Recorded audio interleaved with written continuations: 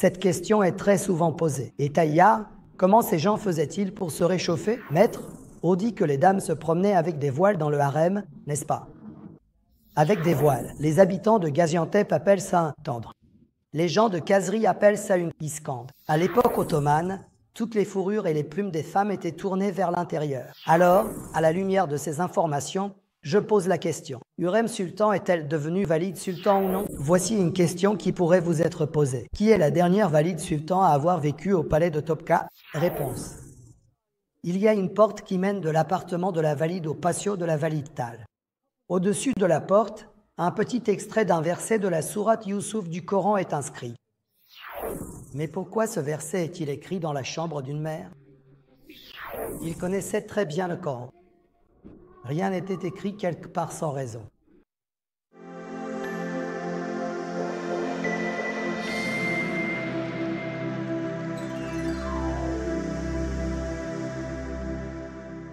Nous sommes au palais de Topkapı. Nous sommes dans le harem et nous sommes arrivés par la cour des eunuques noirs. Nous avons passé à côté de l'appartement des calfas et des maîtres. Maintenant, nous entrons dans la cour de la sultane mère. La sultane mère, c'est-à-dire la mère du sultan.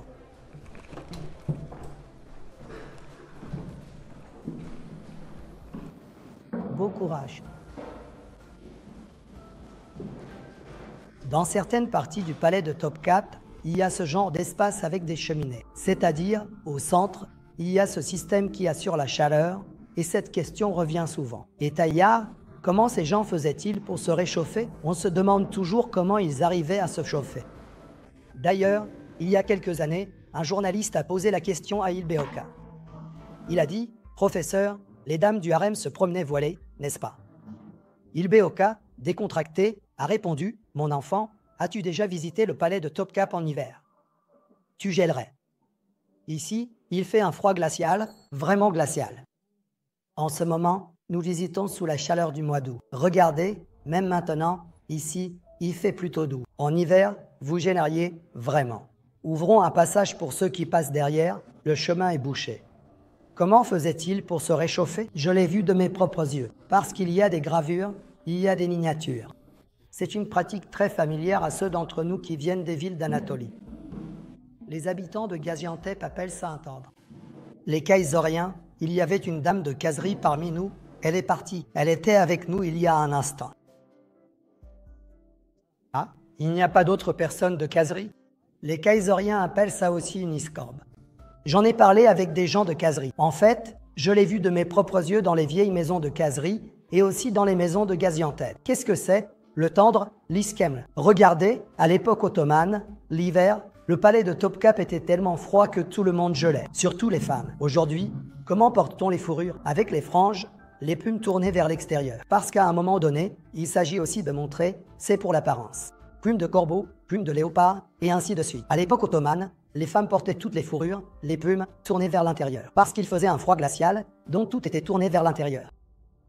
Comment s'asseyait-il ici? On plaçait un brasero par terre, c'est-à-dire un brasero dont le feu s'est éteint, il ne reste que les braises rougeoyantes. On posait une plateforme en fer au-dessus du brasero, et par-dessus, on jetait une couette. Les femmes s'alignaient tout autour de la couette.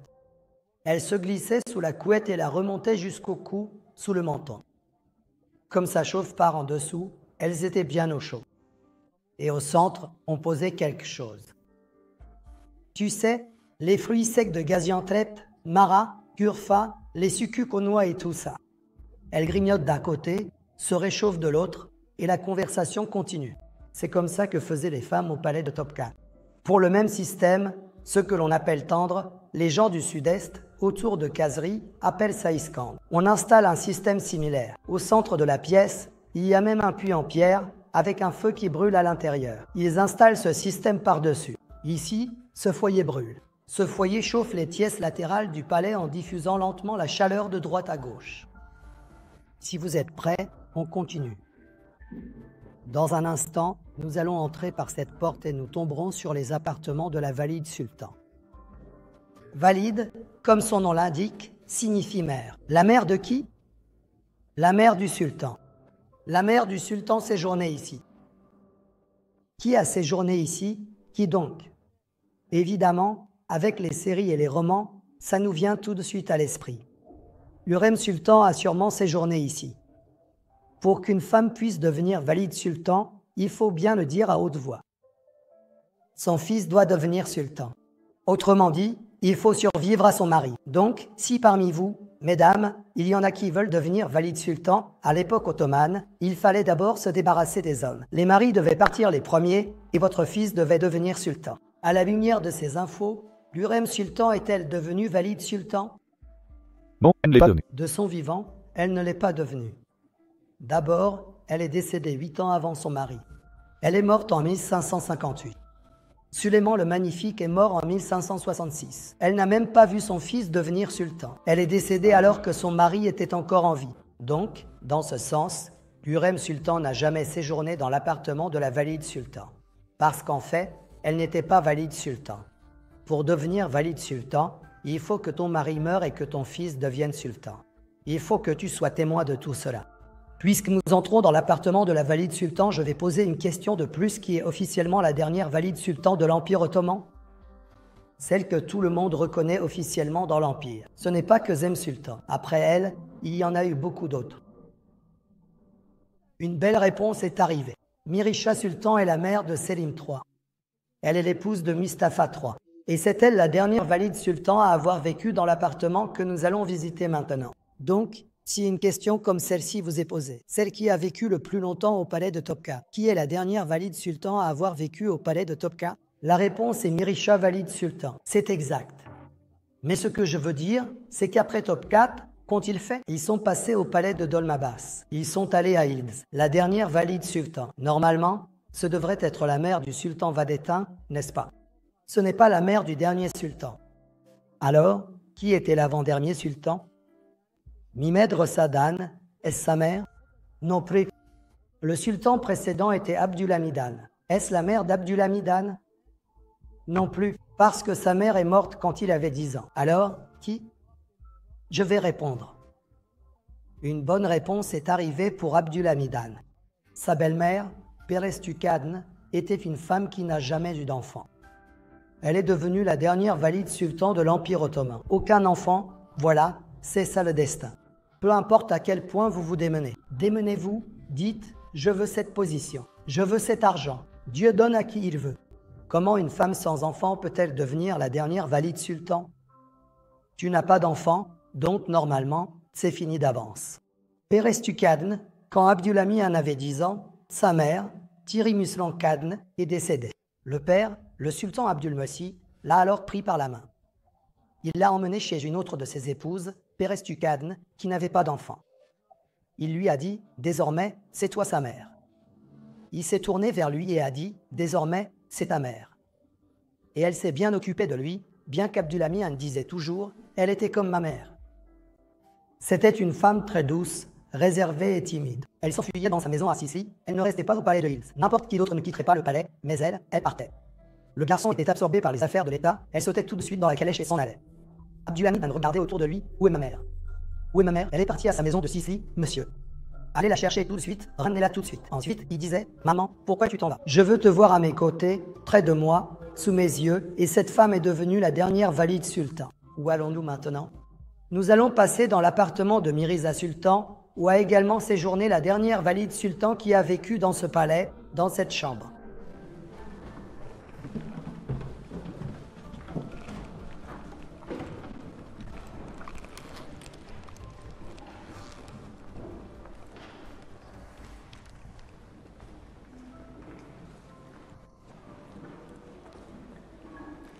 Restons sur les côtés, n'encombrons pas trop le passage. Nous allons passer de ce côté, en effet. Oui, ici, c'est Validtal. Validtal se trouve juste derrière, avec sa cour, et ici, c'est l'appartement de la Valide Sultan. Bien sûr, nous avons tendance à exagérer dans notre esprit. C'est tout de même l'immense empire ottoman, l'appartement de la mère du sultan de l'État. Si vous regardez bien, beaucoup de nos concitoyens qui ont une situation confortable ont des maisons en duplex bien plus luxueuses et modernes que celle-ci. Nous avons de l'eau chaude, nous avons une chaudière. Bref, nos maisons ici sont bien mieux équipées. La dernière à y avoir vécu fut la mère de Selim III. L'épouse de Mustapha III y a vécu aussi. Parce que, comme vous le savez, après Selim III, c'est Mahmud II qui est monté sur le trône ottoman. Mahmud II a transféré le palais vers les palais en bois de Dolmabahçe et ainsi, le palais de Topkapı a été vidé. À partir de ce moment-là, plus aucune sultane mère n'a vécu ici. Ici, c'était de plein pied. Regardez, la sultane mère s'asseyait juste là. Vous n'aviez pas ces salons, ces ensembles de canapés et tout ça.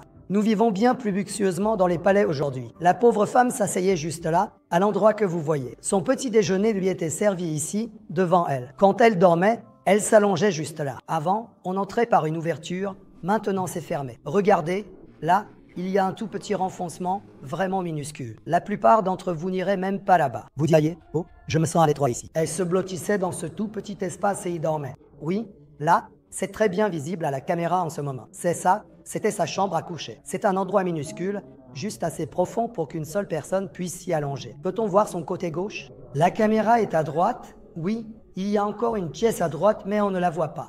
C'est aussi une toute petite pièce. C'est la pièce dédiée à la prière. Elle y accomplissait aussi ses prières. C'était une femme très pieuse, Mirza Sultan. En 1766, lors du tremblement de terre d'Istanbul sous le règne de son mari, la mosquée d'Eyüp Sultan, construite par Fatih, s'est effondrée. Son mari et son fils, Selim III, ont reconstruit la mosquée. Elle a aussi fait construire à côté un immense imaret. Aujourd'hui encore, à l'imaret de Mirza Sultan à Eyüp, des milliers de personnes reçoivent chaque jour des repas. Imaginez, le livre des bonnes actions de cette femme ne s'est jamais refermé. Sa tombe se trouve aussi à Eyüp. Dieu seul le sait, bien sûr, mais cet étage supérieur a été construit à son époque par son fils, Selim III, en l'honneur de sa mère. C'est une sorte de mezzanine, on y accède par cet escalier. C'est-à-dire qu'avant Mirza Sultan, même cela n'existait pas. Normalement, dans l'Empire ottoman, depuis Fatih Sultan Mehmet, qui a fait construire le palais de Topkapı, jusqu'à la vieillesse de Soliman le Magnifique, aucune épouse ou mère de sultan n'est jamais entrée ici. Elle vivait dans le palais de Bayezid, dans l'ancien palais d'Atik. Soliman le Magnifique a fait venir Hürrem Sultan ici. Très différente, il l'aimait particulièrement. Beaucoup d'entre nous sont mariés. En vieillissant, je comprends de mieux en mieux l'institution du mariage. Je me rends compte qu'à un certain moment, le mariage devient la meilleure amitié. On ne peut pas parler très longtemps avec ses parents. On ne s'entend pas toujours, n'est-ce pas? Peut-on vraiment discuter longuement et s'entendre avec ses enfants? Non, parce que ce sont des générations différentes. En fait, le meilleur ami d'une personne, c'est son conjoint. C'est ce que j'ai compris. C'est pourquoi je pense que si deux personnes s'entendent bien en vieillissant, s'ils peuvent encore partager les mêmes plaisirs, même à 80 ou 100 ans, ce mari et cette femme seront les personnes qui s'aiment le plus au monde. C'est ton ami, tu sais, c'est lui ou elle qui peut t'aimer le mieux, et c'est toi qui la connais le mieux. Et c'est pour cela que Soliman le Magnifique aimait Hürrem Sultan différemment. Il s'était même marié avec elle selon le mariage des femmes esclaves. Il lui a ensuite offert un mariage de femmes libres. Vous savez ce que cela veut dire? Cela veut dire, après toi, je n'épouserai plus jamais personne. Dans le droit islamique, il y a le mariage istifras, le mariage avec une femme esclave. Je vous expliquerai cela plus tard. Et la personne que vous voyez ici, le dernier à avoir vécu dans les appartements de la sultane mère, était le fils de Mirza Sultan, le sultan Selim III. Selim III n'a jamais eu d'enfant. C'est-à-dire que sa belle-fille, Refekhan, n'a pas eu d'enfant non plus. La belle-fille et la belle-mère s'aimaient tellement que la pauvre femme avait écrit des prières sur le mur de sa chambre à l'étage pour sa belle-fille. Malheureusement, certains de nos médias friands de potins ont fait de ces écrits un sujet d'actualité ces dernières années. Mais savez-vous comment ils l'ont fait? Ils ont dit qu'on avait trouvé des malédictions qu'elle aurait écrites à l'encontre de sa belle-fille. Mais enfin, nos ancêtres sont-ils obligés d'être toujours mauvais? Est-ce qu'il n'y aura jamais un bon côté à tout ça? Allons-nous jamais raconter ces histoires? La mère du sultan avait une belle-fille qui ne pouvait pas avoir d'enfant et elle a prié pour elle. Elle l'aimait énormément. Leurs tombes sont côte à côte à Eyüp Sultan, dans le même mausolée, la belle-fille Refekhan. Pour sauver son mari, elle s'est jetée devant lui pour le protéger des bourreaux de Selim III. Les épées de ceux qui étaient venus tuer ont lacéré le visage de la femme. Elle a perdu un œil. Refekhan a vécu borgne jusqu'à sa mort et avant de mourir, elle a demandé à être enterrée auprès de sa belle-mère. Elle repose à Eyüp. Si nous n'avions pas d'exemple aussi clair et évident, ils arriveraient à nous faire croire à ces mensonges. Et maintenant, passons à des détails artistiques très particuliers propres à cet endroit. Je vais tout de suite passer par ici. Nous voyons les fenêtres. Regardez, observons ceci sans toucher. Les fenêtres que vous voyez ici sont d'un blanc éclatant avec des incrustations de nacre blanc mat. Les parties blanches mat entre les deux, l'ivoire et toutes ces zones marron ombrées sont en écailles de tortue. En d'autres termes, les châssis des fenêtres de l'appartement de la mère elle-même. Je terminerai par une dernière chose. Il y a une porte menant de l'appartement de la mère à la cour en pierre de la mer. Une petite section d'un verset de la sourate Youssouf du Saint-Coran est écrite au-dessus de la porte. Je jure devant Dieu que ta mémoire soit bonne et que ton ventre soit miséricordieux. Eh bien, laissez-moi réciter le verset en entier. Il dit, ne vous ai-je pas fait confiance auparavant comme je vous fais confiance maintenant? Dieu est le meilleur des gardiens et le plus miséricordieux des miséricordieux. J'ai récité le verset en entier. Qu'est-ce que cela signifie ici? Le sens littéral est le suivant. C'est-à-dire que le meilleur de ceux qui protègent, c'est Allah. Allah est le plus miséricordieux des miséricordieux. C'est écrit ainsi ici. Alors, pourquoi ce verset apparaît-il dans la sourate Youssouf? Rappelez-vous, le prophète Joseph, Youssouf, est allé en Égypte comme esclave. Il a été jeté en prison. Il a interprété le rêve du pharaon, puis a gravi les échelons, devenant ministre de l'économie. Ses frères sont venus l'aider pendant la famine du blé et il les a reconnus. Bien sûr, il connaît ses frères, ses mauvais frères, et il dit « Êtes-vous tous comme ça ?» Et c'est « Il y a un petit frère. Il y a un autre frère né de sa propre mère. » Bajoin. Ils disent que nous avons un autre petit, nous ne l'avons pas ramené. Pourquoi ne l'as-tu pas ramené? Ils disent que notre père ne nous l'a pas donné. Parce que pourquoi le père ne le donne-t-il pas? Tu lui fais ce que tu as fait à Joseph. Il dit, si tu n'amènes pas ton frère, je ne te donnerai pas de blé. Le but est de voir son frère, il lui manquait. Ils retournent de Canaan vers la Syrie. Ils disent, Père, en Égypte, le roi d'Égypte a dit, si ton frère ne vient pas, je ne te donnerai pas de blé. Ils insistent pour qu'il le donne. Il leur récite le verset que je viens de lire. Il dit, le sens du verset, Galélamanu kumale ila kema anim tukum. Là, il dit, moi, dit Joseph, autant que j'ai eu confiance pour l'autre, je n'ai pas plus confiance pour Benjamin, il ne s'agit pas de Benjamin. Il dit la même chose à son sujet. Je ne peux vous faire confiance que dans cette mesure. Ensuite, il prie justement, c'est-à-dire pour qu'Allah protège son enfant. Le meilleur des protecteurs, c'est Allah. Il est le plus miséricordieux des miséricordieux. Alors, pourquoi ce verset serait-il écrit dans la chambre d'une mère? Parce qu'elle priait pour son propre fils. Chaque fois qu'elle regarde cela, chaque mère prie pour son enfant. Chaque mère dit ici, « Ô mon Dieu, protège mon fils, veille sur lui. » Elle disait, « C'est toi le meilleur des protecteurs. » Alors, que devons-nous faire? Nous prendrons une photo de ce verset lors des nuits bénies, des jours spéciaux, des vendredis ou pendant nos temps libres. Nous la regarderons souvent et demanderons l'aide d'Allah. Nous dirons, « Tu es le meilleur des protecteurs, protège-nous, ô Seigneur. » Il connaissait très bien le Coran. Il n'avait rien écrit quelque part sans raison. Que mon Seigneur, par cette prière, protège et préserve à la fois nous-mêmes, notre pays, notre peuple et l'ensemble des musulmans du monde. Car il est véritablement le plus miséricordieux de tous les miséricordieux, celui dont la compassion et la clémence sont infinies et inégalées. Nous continuons notre chemin.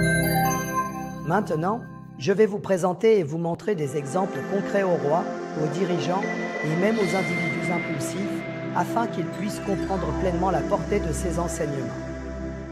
Vous verrez par vous-même. Mon enfant,